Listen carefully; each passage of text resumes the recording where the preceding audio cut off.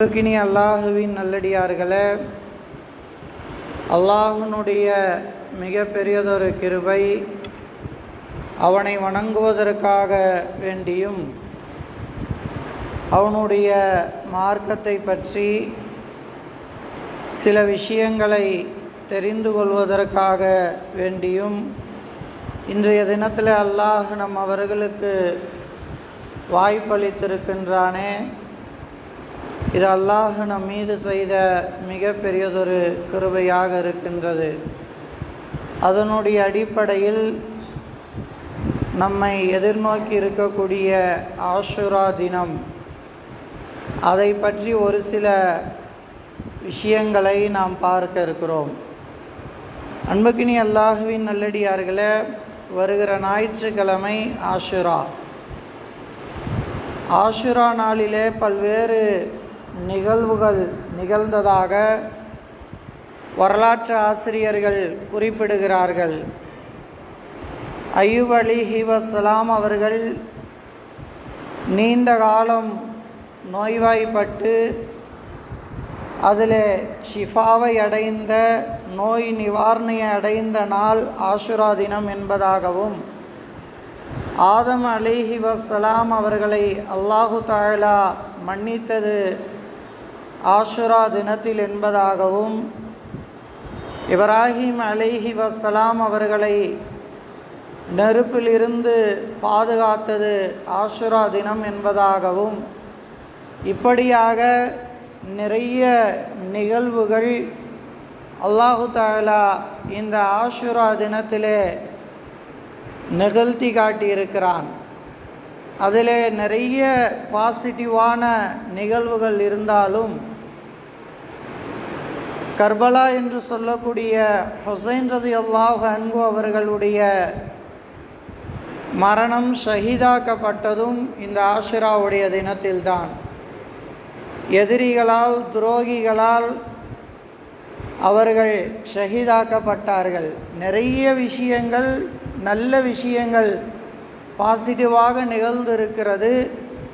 ஒரு நெகட்டிவான விஷயமும் இந்த ஒரே ஒரு நிகழ்வு நடந்திருக்கிறது. குறிப்பாக இந்த ஆஷுரா தினம் எதை வைத்து நினைவூட்டப்படுகிறது என்று சொன்னால், நபீனா மூசா அலைஹிஸ்ஸலாம் அவருடைய சமுதாயம் இஸ்ரவேலர்கள், அவர்களை ஆட்சி செய்த ஃபிரௌன், இவர்களுடைய சுற்றிதான் இந்த ஆஷுரா தினம் மிக பிரபல்யமாக பேசப்படுவதை வரலாற்று ஆசிரியர்கள் மூலமாக நாம் பார்க்கிறோம். நபீனா மூசா அலைஹிஸ்ஸலாம் அவர்கள் இஸ்ரவேலர்களுக்கு நபியாக அனுப்பப்படுகிறார்கள்.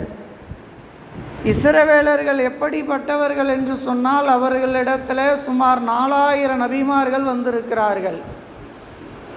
அவ்வளவு நபிமார்கள் வந்தும் கூட அவர்கள் என்ன செய்யவில்லை? தங்களுடைய வாழ்க்கையை சீர்திருத்தி கொள்ளவில்லை. குர்ஆனிலே கூட அல்லாஹு தஆலா, நீங்கள் மூசாவுடைய கௌமை போல ஆகாதீர்கள் என்பதாக சொல்லுவான். ஏன்னா எல்லாவற்றையுமே நேரடியாக அல்லாஹுடைய குதிரத்தை பார்த்தவர்கள், அல்லாஹுடைய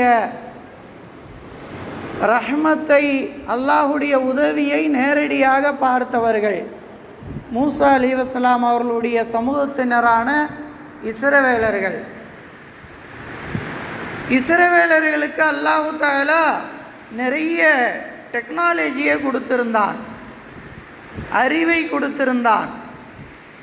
திருமறை குர்ஆனிலே அல்லாஹ் சொல்லும்போது, யாபனி இஸ்ராயீல் அதுகுரு நிஅமதி அல்லதி அன்அம்து அலைக்கும் வ அன்னி ஃபضல்துக்கும் அலல் ஆலமீன், வ அன்னி ஃபضல்துக்கும் அலல் ஆலமீன், உலகத்தாரை விட உங்களை நாம் மேம்படுத்தி வைத்திருந்தோம். யாபனி இஸ்ராயீல, அந்த மக்காவிலே மதீனாவிலே வாழ்ந்த யூதர்களிடத்தில் அல்லாஹ் சொல்லி காட்டுகிறான், யூதர்களே, இஸ்ரவேலர்களே, உங்களை அல்லாஹு தாலா இந்த உலகத்துடைய மக்களை விட மேம்படுத்தி வைத்திருந்தான். எல்லா விஷயங்களிலும் மேம்பட்டு இருந்தார்கள். இன்று வரைக்கும் கூட அனைத்து நோபல் பரிசுகளும் இஸ்ரேல் பெற்றுக்கொண்டிருப்பதை நாம் பார்க்கிறோம். அனைத்து டெக்னாலஜி தொழில்நுட்பம் என்று சொல்லக்கூடிய அளவிற்கு, ஆனால் இப்போ கொஞ்சம் மாறி இருக்குது. அவர்கள் செய்யக்கூடிய சில அநியாயத்தின் காரணமாக கரண்ட் சிச்சுவேஷன் எப்படி மாறி இருக்கிறது என்று சொன்னால், ஈரான் புகுந்து அவர்களை சின்ன பின்னமாக ஆக்கி கொண்டிருக்கிறது. இதுவும் அல்லாஹ்வுடைய ஏற்பாடு தான். ஆனால் அறிவில் சிறந்தவர்கள், எல்லாவற்றிலும் அந்த சமூகத்தை அல்லாஹ் மேம்படுத்தி வைத்தான். உலகம் முழுக்க முட்டாளாக்கி எல்லா சீரியலில் இருந்து எல்லா ஃபோன் டெக்னாலஜியில் இருந்து உலகம் முழுக்க வைத்து விட்டு அவர்களுடைய நாட்டில் கர்ப்பிணி பெண்கள் சீரியல் பார்க்க அனுமதி இல்லை. அவர்களுடைய நாட்டில் கர்ப்பிணி பெண்களாக இருக்கக்கூடியவர்கள் பல்வேறு கணிதங்கள் கொடுக்கப்பட்டு அந்த பிள்ளைகள் பிறக்கிற போது 50 மொழிகளை கற்றவர்களாக வர முடியும். அது அந்த அளவிற்கு உருவாக்கினார்கள். உலகத்தையே கார்ப்பரேட் என்று சொல்லக்கூடிய அளவிற்கு எல்லாத்தையும் ஒரு திசையில் வைத்து உலகத்தையே கண்ட்ரோலில் வைத்திருக்கிறார்கள். அது எப்படி உலகத்தை கண்ட்ரோல் வைத்திருக்க முடியும்னு கேட்கலாம். நீங்கள் நம்ம சிஎம் இருக்கிறார், ஆர்டர் போட்டார்னா தமிழ்நாடு ஃபுல்லாக கேட்டாகணும். பிஎம் இருந்தார், 500,000 செல்லாதுன்னாரு, அவர் ஒரு ஆள் தானே. ஆர்டர் போட்டார், இந்தியா ஃபுல்லாக கேட்க முடிஞ்சு 130 கோடி மக்கள் வந்து கேட்டாங்களா இல்லையா? அது மாதிரி பல டிவிஷன்களாக பிரித்து உணவு ஃபுட்டு டிவிஷன், ஃபுட்டுனா இதுதான் சாப்பிடணும். ஒரு ஐடியில் வேலை செய்கிற என்னுடைய நண்பர்கிட்ட கேட்டேன். அவர் சொன்னார், ஹஸ்ரத் நீங்கள் என்ன ட்ரெஸ்ஸு போடணும் என்பதை அவங்க தான் நிர்ணயிக்கிறாங்க. ஏன்னா 5 ஆண்டுகளுக்கு ஒரு முறை நம்ம புட்கட்லாம் போட்டிருப்போம் ஃபேண்ட்டில். என் வயசு உள்ளவங்களுக்கு தெரியும். ஆனால் இன்றைக்கி புட்கட்டை போய் பார்க்க முடியாது. என்ன போடணும், இன்றைக்கி பென்சில் பெட்டுன்னு ஏதோ வந்திருக்குது. அது மாதிரி என்ன ட்ரெஸ்ஸு நாம் அணிய வேண்டும் என்பதாக அவர்கள் நிர்ணயித்து தான் அவர்கள் ஒரு சர்க்கிள் வச்சிருக்கிறாங்களாம். அதுதான் எல்லாமே இந்த உலகத்தில் நடந்து கொண்டு இருக்கிறது. இப்போ அவ்வளவு அறிவாளிகளாக, அவ்வளவு திறமை உடையவர்களாக அல்லாஹு தாலாவே சொல்லி காட்டுறான். யாபனி இஸ்ராயி லதுகுரு, நீங்கள் நினைவு கூறுங்கள், உங்களை அன்னி ஃபஸல்துக்கும் அலல் ஆலமீன், உலகத்தாரை விட உங்களை நாம் மேம்படுத்தி வைத்தோமே. இன்னைக்கு வரைக்கும் மேம்பட்டு இருக்கக்கூடிய சமுதாயம், ஆனால் என்ன செய்யலை, தன்னுடைய ரப்புல் ஆலமீனை என்ன செய்யலை, விளங்கலை. அவ்வளவு அந்த கடல் பிளக்கிறது. இந்த ஆஷுராவுடைய தினத்தில் அவங்கள வந்து அடிமைப்படுத்தி வைத்திருக்கிறான். இஸ்ரவேலர்களில் ஒரு ஆண் குழந்தை பிறந்தது என்று சொன்னால் அதை கொல்ல வேண்டும் என்று ஃபிரௌன் அடிமைப்படுத்தி வைத்திருந்தான். மூசா அலைஹிஸ்ஸலாம் அவர்கள் அந்த கொடிய அரசனிடத்தில் இருந்து காப்பாற்றி நைல் நதிக்கு வருகிறார்கள். சில வரலாற்றில் செங்கடல் என்பதாக வருகிறது.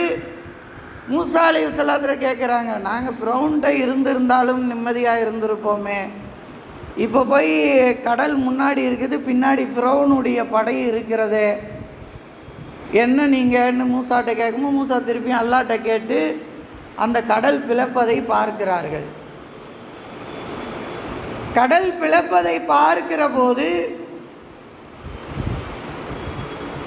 அந்த கடலில் தப்பிச்சு என்ன செஞ்சிடறாங்க, வெளியில் வந்துடுறாங்க. ஃபிரௌன் மூழ்கி அடிக்கப்படுகிறான். அதையெல்லாம் கண்கூடாக பார்த்து விட்டு, இதெல்லாம் அல்லாஹ் திருமறை குர்ஆனில் சொல்லி காட்டுகிறான். இது எல்லாவற்றையும் பார்த்து விட்டு மூசா அலைஹிஸ்ஸலாம் அவர்களே, எங்களுக்கு வணங்குவதற்கு நிறைய கடவுள்கள் இருந்தால் நல்லா இருக்குமே. அல்லாஹ்வுடைய குதிரத்தை பார்க்கிறார்கள், அல்லாஹ்வுடைய ஆற்றலை பார்க்கிறார்கள். பார்த்துவிட்டு அடுத்த நொடி அந்த சிரமம் என்று ஏற்படுகிற போது என்ன செய்கிறாங்க, உடனடியாக பதறுகிறார்கள். அந்த சிரமத்தை அல்லாஹ் நீக்கின உடனே அடுத்த நொடி மாறுகிறார்கள். இந்த பழக்கம் யூதர்களிடத்தில் இருக்கும். நம்ம வந்து டைரெக்டாக எதையுமே பேசுகிறவங்கள என்ன செஞ்சிடலாம், நம்பிடலாம். நம்மெல்லாம் சொல்லுவோமா இல்லையா? யூதர்கள் என்ன செய்வாங்க, கை குலுக்கும் போது சிரிச்சுக்கிட்டே இருப்பான். எல்லா நேரங்களிலும் சிரிச்சுக்கிட்டே தான் இருப்பாங்க. கல்ஃபில் போனால் பார்க்கலாம், நவரத்தனம்னுடைய பிஸ்னஸ் அவனுங்க பண்ணிக்கிட்டு இருக்கிறாங்க. முஸ்லீமை நம்மளை எதிரியாகவே அவன் பார்க்க மாட்டான். ஆனால் பின்னாடி எல்லா செய்ய வேண்டிய வேலைகள் எல்லாத்தையும் செஞ்சிருவான். அப்போ முகமலர்ச்சியோடு தான் இருப்பார்கள். ஆனால் செய்ய வேண்டிய வேலைகள் எல்லாம் என்ன செய்வாங்க. இப்போ அந்த நேரத்தில் நம்முடைய பிரச்சனை கிளியரானால் போதும் அப்படி நினைத்த அந்த யூதர்கள் என்ன செய்கிறாங்க, மூசா அலைஹிஸ்ஸலாம் அவர்கள் காப்பாற்றி கொண்டு வருங்கிற போது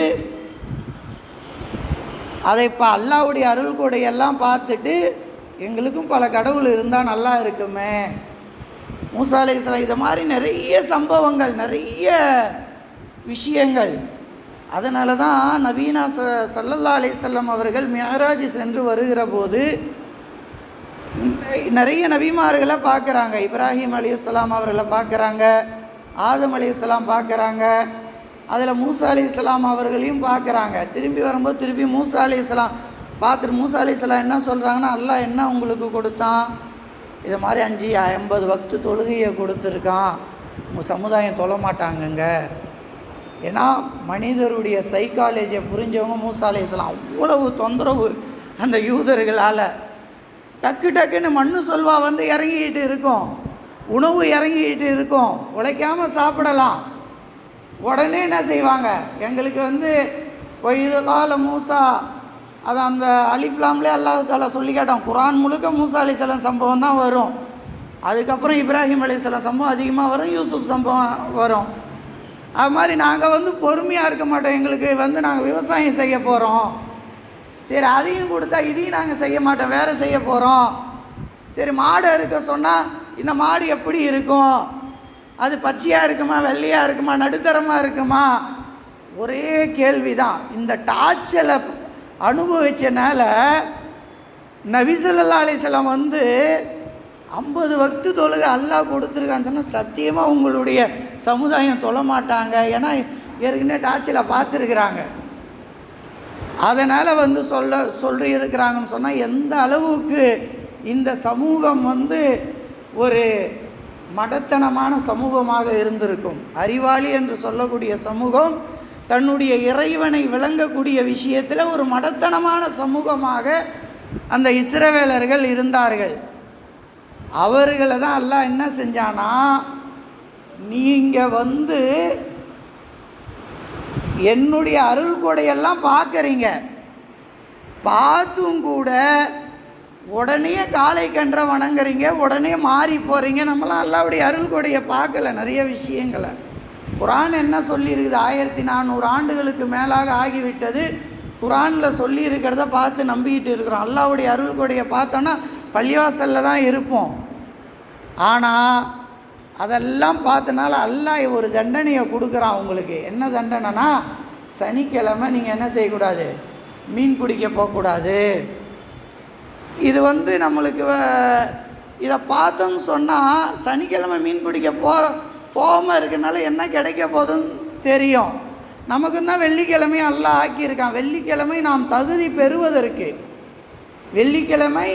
தகுதி பெறுவதற்கு சில சமுதாயத்திற்கு ஞாயிற்றுக்கிழமை அல்லாஹ் ஆக்கணும். இதெல்லாம் நம்முடைய தகுதியை உயர்த்தி கொள்ள. வெள்ளிக்கிழமை ஜும்மாவுடைய நாட்களில் நாம் குளித்து கொண்டு வந்தால் ஒரு சுன்னத்தை நிறைவேற்றணும். முன்னாடியே பள்ளிக்கு வந்தால் ஒட்டகத்தை குர்பானி கொடுத்த நன்மை, இதெல்லாம் நம்முடைய தகுதியை பெறுவதற்கு. ஆனால் சனிக்கிழமையை அவர்களுக்கு தேர்ந்தெடுத்தது அவர்களை இழிவாக்குவதற்காக. அவர்களை இதெல்லாம் எல்லாம் குர்ஆனில் சொல்லி காட்டுறான். 116வது சூரா 124வது இறைவசனத்தில் எல்லாம் சொல்லி காட்டுறான். இன்னமா ஜுஇல ஸபது அலல்லதீன இக்தலஃபு. இப்ராஹிம் அலைஹிஸ்ஸலாம் அவர்களுக்கு மாறு செய்தார்கள். இப்ராஹிம் அலைஹிஸ்ஸலாம் ஒரே இறைவனை வணங்கினார்கள். இவங்க என்ன செஞ்சாங்க, மாறு செய்து எல்லா அருள் கொடையும் பார்த்து மாறு செஞ்சனால சனிக்கிழமை நீங்கள் என்ன செய்யக்கூடாது, மீன் பிடிக்க போகக்கூடாது.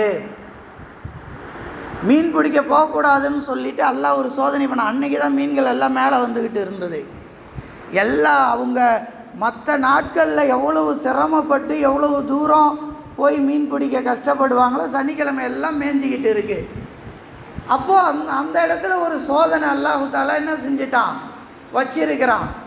மீன் பிடிக்க போகக்கூடாதுன்னா என்ன பண்ணிட்டாங்க, அதையும் கேட்கல, மீன் பிடிச்சிட்டாங்க. மீன் பிடிச்சி அல்லாஹ் என்ன செஞ்சிட்டான், அவர்களை குரங்குகளாக மாற்றி விட்டான், மங்கியாக மாற்றிட்டான்.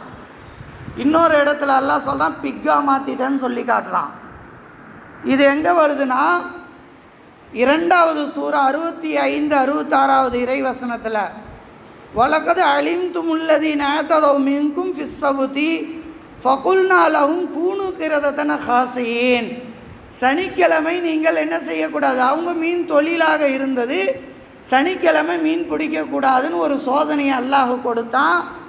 இவங்க கேட்கல, நீங்கள் மங்கியாக போயிருங்கன்னு அல்லாஹ் சொல்லிட்டான். இன்னொரு இடத்துல சொல்லி காட்டுறான் 5வது சூரா 60வது இறைவசனத்தில். அது பெரிய இறைவசனம், நான் சுருக்கி அந்த பாயிண்ட்டை மட்டும் சொல்கிறேன். மின்ஹுமுல் கிரதத வல் ஹனாசிர, அவர்களை மங்கியாகவும் பிக்காகவும் நாம் ஆக்கிவிட்டோம், ஹின்சீராகவும் ஆக்கிவிட்டோம் என்று அல்லாஹ் சொல்லி காட்டுறான். அன்புக்கினி அல்லாஹுவின் நல்லடியார்களே, இப்போ தான் இப்போ கரண்ட்டு லைஃபோடு நம்ம இதை சுச்சுவேஷன் ஒத்தி பார்க்கணும். இது மட்டும் சொல்லிவிட்டு அந்த இறைவசனத்துக்கு அடுத்தது அல்லாஹ் தான் ஃபஜஅல்நாஹா நகாலல் லிமா பைன யதைஹா வமா கல்ஃபஹா வமௌஇதத்தல் லில் முத்தகீன். பின்னாடி கியாமத் நாள் வரை வரக்கூடிய சமூகத்திற்கு, அல்லாஹுவை பயப்படக்கூடியவர்களுக்கு இவங்களை குரங்குகளாக ஆக்கினது, பிக்காக ஆக்கினது படிப்பினை என்று அல்லாஹ் சொல்லி காட்டுறான். நிறைய படிப்பினை இருக்குது. இவங்க அதாவது இவங்களுக்கு ஒரு விதமான சோதனை கொடுத்தான். ஆன்மீக ரீதியான படிப்பினை என்ன, ஒரு விதமான சோதனை கொடுத்தான். அந்த சோதனைக்கு என்ன செஞ்சிட்டாங்க, மாறு செஞ்சாங்க. அதுலேயும் தப்பு செஞ்சேன்னா தப்புக்கு மேலே தப்பு. ஒருத்தவனை ஜெயிலில் போட்டிருக்கிறாங்க, தப்பிச்சு வர்றான், என்ன செய்வாங்க, சுடக்கூட ஆர்டர் கொடுத்துருவாங்க. இப்போ ஜெயிலில் போட்டது தப்பு செஞ்சனால தான் ஜெயிலில் போட்டிருக்கிறாங்க. தப்பு செஞ்சனால தான் சனிக்கிழமை மீன் பிடிக்கக்கூடாது. திருப்பி அந்த தப்பு செய்யும் போது அல்லாஹ் என்ன செஞ்சிட்டான், மங்கியாக மாற்றிட்டான். இப்போ இது மாற்ற முடியுமா, இந்த மாதிரி செய்ய முடியுமா? அல்லாஹ் நிறைய படிப்பினைகளை தரான். டார்வினுடைய தியரி என்ன, குரங்கிலிருந்து தான் மனிதன் வந்தான். அப்போ அல்லாஹ் இதை உடைக்கிறான், குரங்கிலிருந்துலாம் மனிதன் வரல. டார்வினுடைய தியரி லாமார்க்கு உடைச்சிட்டாரு. ஆனால் குரான் 1400 ஆண்டுகளுக்கு முன்பதாகவே என்ன சொல்லுது, இது மாதிரி விஞ்ஞானிகள் சயின்டிஸ்ட் வந்தாலும் குரங்கிலிருந்துலாம் மனிதன் வரல. மனிதனுடைய படைப்பை பற்றி, தோற்றத்தை பற்றி அல்லாஹ் தெளிவாக கூறுகிறான். இன்னொரு விஷயம், ஒரு சமுதாயம் தவறு செய்தது, அவர்களை மங்கியாக அல்லாஹ் மாற்றினா. ஏன் எல்லாம் ஆடாக மாற்றிருக்கலாம் இல்லையா, ஏன் கழுதையாக மாற்றிருக்கலாம் இல்லையா, ஏன் பஃபல்லோவாக மாற்றிருக்கலாம் இல்லையா, ஏன் மங்கியாகவும் பிக்காகவும் மாற்றினா? சயின்டிஸ்ட் அவங்களுக்கு ஒரு க்ளூ எல்லாம் கொடுத்துருக்குறான். இன்றைக்கி மனிதன் ஹார்ட்டை எப்படி உருவாக்கலாம், ஏன்னா நிறைய பிரச்சனைகள், ஹார்ட்டு தான் ஃபஸ்ட்டு அவனுக்கு பாதிக்கப்படுது. இது அதே மாதிரி அவனுக்கு பிளட்டு தேவைப்படுது நிறையா. சுகராக வந்தாலும் சரி, கேன்சர் வந்தாலும் சரி, நிறைய அவனுடைய உடலை சர்க்குலேஷன் பண்ணுவதற்கு, அடுத்து ஆக்டிவாக அவன் செயல்படுறதுக்கு பிளட்டு தேவைப்படுது. அப்போ இன்றைக்கி சயின்டிஸ்ட் என்ன ஆராய்ச்சி செய்கிறாங்கன்னா, ஏதாவது ஒரு ஆட்டிலேருந்து பிளட் மனிதன் டொனேட் பண்ணுறதுனால எல்லாத்தாலையும் கொடுக்க முடியாது. ஏன்னா அவனுக்கு அந்த பாதிப்புகள் இருக்கும். பிளட் டொனேட் பண்ணணும்னு சொன்னால் அது நல்ல ஆரோக்கியமான பிளட்டாக இருக்குன்னா அவனுக்கு அந்த 0.5க்கு மேலே, அந்த பாயிண்ட்டு மேலே இருக்கணும். ஆண்களாக இருந்தால் அந்த 14 பாயிண்ட் ஏதோ சொல்கிறாங்க, பெண்களாக இருந்தால் 10.5ன்னு சொல்கிறாங்க ஹீமோகுளோபின் இருக்கணும்னு. அது கம்மியாக இருந்தாலும் டொனேட் பண்ண முடியாது. அப்போ இது நம்மளுக்கு ரத்தம் பற்றாக்குறையாக இருக்குது.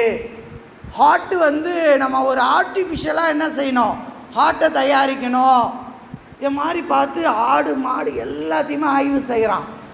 எதில் பார்த்து நம்ம வந்து எடுக்கலாம் சொல்லிட்டு ரிசர்ச்சில் சொல்கிறான்.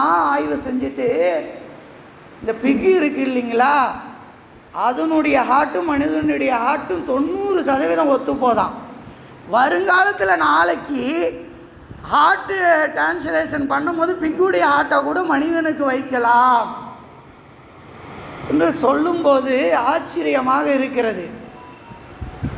பிகுடைய ரத்தமும் மனிதனுடைய ரத்தமும் ஓரளவு இதில் இருக்க pH வேல்யூ, அதில் இருக்க pH வேல்யூ, இதில் இருக்கக்கூடிய அந்த பிளாஸ்மா, அந்த அதில் இருக்கக்கூடிய பிளாஸ்மா எல்லாமே கம்ப்ளீட் 95% ஒத்து போகுது. இன்னும் கொஞ்சம் ஒத்து போச்சுன்னு சொன்னால் அடுத்த பிளட்டு டொனேட் பண்ணும்போது ரொம்ப ஈஸியாக இருக்கும். அதே மாதிரி வெளி தோற்றத்தில் பார்த்தீங்கன்னா மங்கியை பார்த்தா மனிதனுடைய கால்கள் மாதிரியே, ஒரு ஆடு வந்து தன்னுடைய கைகளால் எதுவும் செய்ய முடியாதுன்னா மங்கி செய்ய முடியும். அப்போது மனிதனுக்கு எது நெருக்கமாக ஜீன் சொல்லுவாங்களா இல்லையா, இத்தனை % ஜீன் வந்து மனிதனுக்கும் இந்த விலங்குக்கும் இருக்குது, இது இவ்வளோ % ஜீனுடைய டிஃப்ரெண்ட் இருக்குதுன்னு சொல்லுவாங்களே, அந்த ஜீனுடைய டிஃப்ரெண்ட் வந்து பிக்குக்கும் மங்கிக்கும் ரொம்ப பக்கத்தில் இருக்குது. அப்போ அல்லாஹு தாலா எப்பயோ நடந்த விஷயம் 5000 ஆண்டுகளுக்கு முன்பதாக, 1400 ஆண்டுகளுக்கு முன்பதாக ஒரு முகமது நபி ஸல்லல்லாஹு அலைஹி வஸல்லம் இதை சொல்லியிருக்கிறாங்கன்னு சொன்னால், கியாமத் நாள் வரை இதை படிப்பினைன்னு சொல்லியிருக்கிறான்னு சொன்னால், நாம் ஆய்வு செய்தோம் என்று சொன்னால் எல்லாமே அல்லாஹ் இருக்கிறான் என்பதில் எந்த விதமான சந்தேகமில்லை. இதையெல்லாம் முழுமையான முறையில் உள்வாங்கி கொண்டு அதன்படி அமல் செய்யக்கூடிய தௌஃபீக்கை அல்லாஹு தாலா உங்களுக்கும் எனக்கும் உங்களுடைய சந்ததிகளுக்கும் என்னுடைய சந்ததிகளுக்கும் பரிபூர்ணமாக தந்தருள் புரிவானாக. அஸ்ஸலாமு அலைக்கும்.